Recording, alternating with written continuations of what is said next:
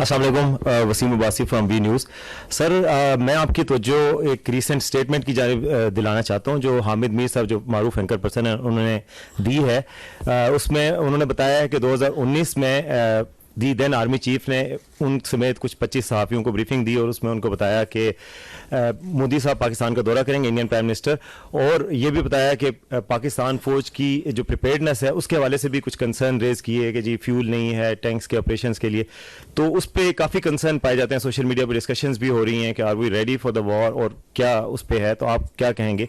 इस हवाले से ये भी कहा जा रहा है कि कोई एक्शन भी होना चाहिए जिन्होंने ये बात की है। जी, दो मामलात हैं जिनकी आपने इशारा किया, एक कश्मीर और एक ऑपरेशनल प्रिपेयर्डनेस। भारत के जारहाना अज़ाइम और बेबुनियाद इल्ज़ामात और दावे तारीख के औराक को नहीं बदल सकते।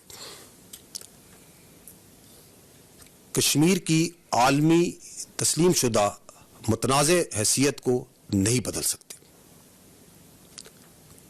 कश्मीर ना कभी भारत का अटूट अंग रहा है और ना रहेगा।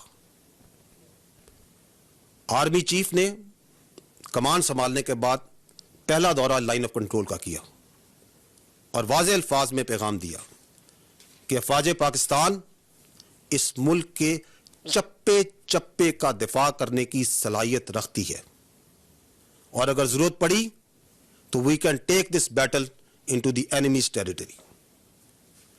मैं यहां पर यह कहना भी जरूरी समझता हूं कि अगर किसी मिसकैलकुलेशन या गलतफहमी की वजह से हिंदुस्तान कोई मुहिमजुई करने का सोचता है, इरादा करता है, तो अवामी हौसले और अवाम की सपोर्ट के साथ अफवाज पाकिस्तान उसको भरपूर जवाब देगी।